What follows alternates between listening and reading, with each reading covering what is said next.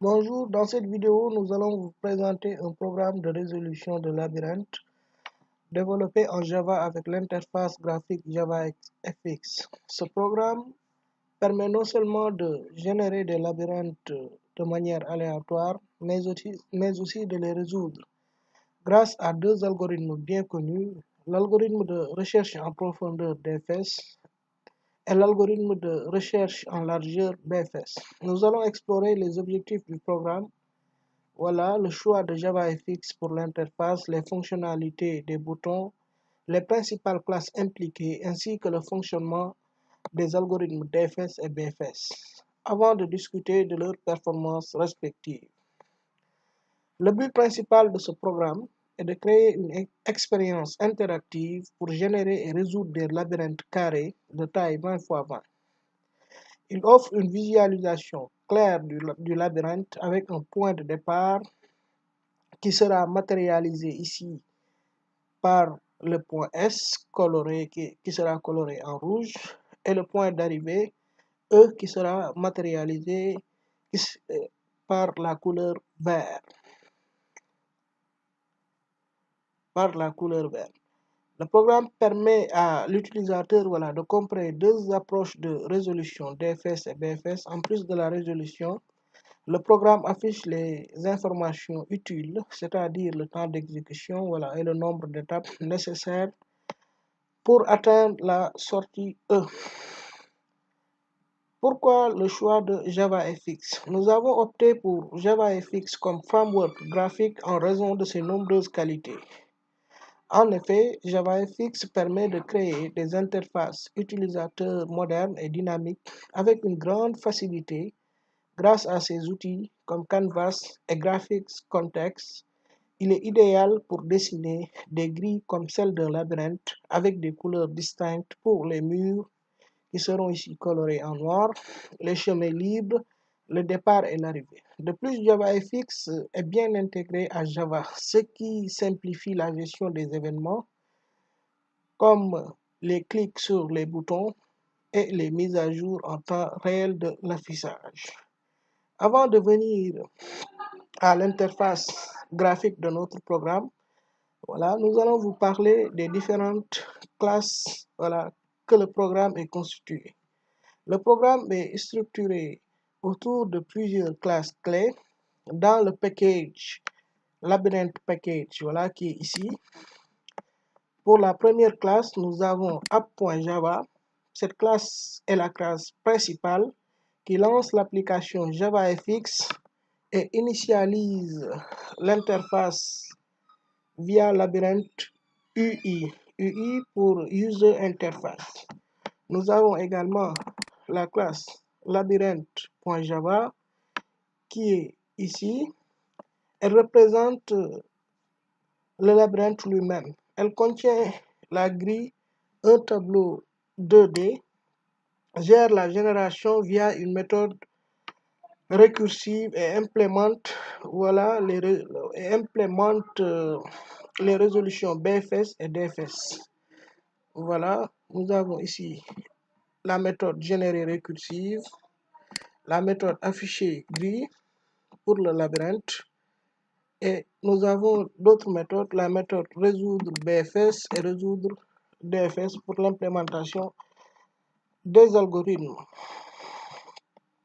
Nous avons également la classe labyrinthe UI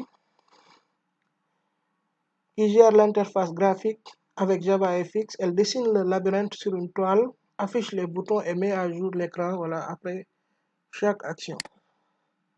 Voilà comment est composée la classe labyrinthe UI. Nous avons également la classe DFS Resolution. Cette classe est dédiée à l'algorithme DFS. Cette classe utilise une pile pour explorer les chemins possibles. Nous avons également la classe BFS Resolution qui implémente l'algorithme BFS avec un fichier pour garantir un chemin optimal. Au niveau de cette classe, nous pouvons remarquer il y a la méthode solve pour résoudre. Et nous avons ici le constructeur. Et enfin, nous avons la classe point qui est ici. Voilà, on peut dire que c'est une classe utilitaire simple pour représenter les coordonnées X et Y dans le labyrinthe. Maintenant, nous allons en venir à l'interface. Nous allons essayer d'exécuter le programme pour pouvoir accéder à l'interface graphique.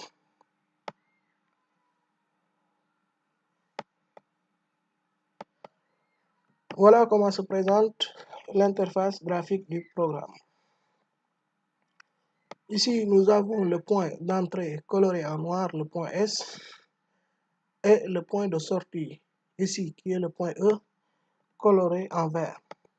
L'interface propose plusieurs boutons pour interagir avec le labyrinthe. Nous avons le bouton Générer, qui permet de créer un nouveau labyrinthe de manière aléatoire en utilisant une méthode récursive basée sur un algorithme de génération par backtracking.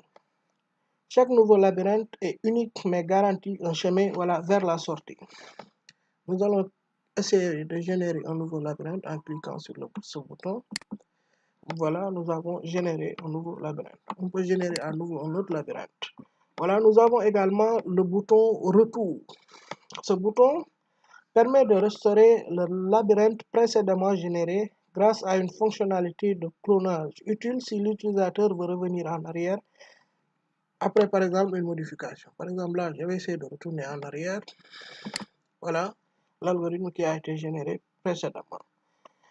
Et nous avons aussi les boutons résolution DFS qui appliquent l'algorithme DFS pour trouver un chemin du départ, c'est-à-dire à partir du point S à l'arrivée au niveau du point E, en marquant le parcours sur la grille avec des puces. Nous avons également le bouton résolution BFS qui utilise l'algorithme BFS pour résoudre le labyrinthe, garantissant le chemin le plus court possible.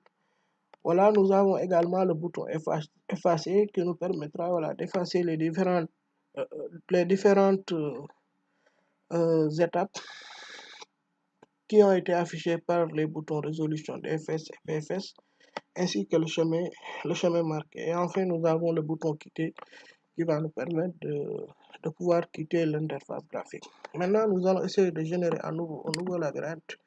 Et maintenant, essayer de résoudre ce labyrinthe-là en utilisant l'algorithme DFS. Voilà. Pour ce faire, on clique juste sur le bouton résolution DFS. Voilà. Et là, on pourra constater que l'algorithme DFS a permis de trouver un chemin qui part de l'entrée S à la sortie E. Et ce chemin est bien marqué par le symbole plus. Cet algorithme a permis de trouver ce chemin-là en un temps de 1,8125 millisecondes et en 73 étapes, c'est-à-dire le nombre de cases permettant d'aller de S à E est de 73 cases. Maintenant, nous allons effacer et essayer de résoudre ce même nouveau labyrinthe avec l'algorithme de résolution BFS et comparer les performances de ces deux labyrinthes. La résolution BFS. Ici, BFS a permis de résoudre ce même labyrinthe précédemment résolu par l'algorithme DFS en un temps de 0,3628 millisecondes et en 73 étapes. Le nombre d'étapes ici qui a été utilisé par l'algorithme DFS sont égaux, mais le temps ici qui a été utilisé pour la résolution avec BFS est plus court, parce que là-bas on avait 1, et quelques millisecondes et ici on a 0,3628. Donc en termes de performance, on peut dire que l'algorithme de résolution BFS pour les algorithmes de grande taille, 20 x 20 par exemple, voilà, est beaucoup plus performant que l'algorithme de résolution DFS. Merci, c'était tout pour la présentation de cette vidéo. On peut quitter le programme juste en appuyant sur quitter. Merci.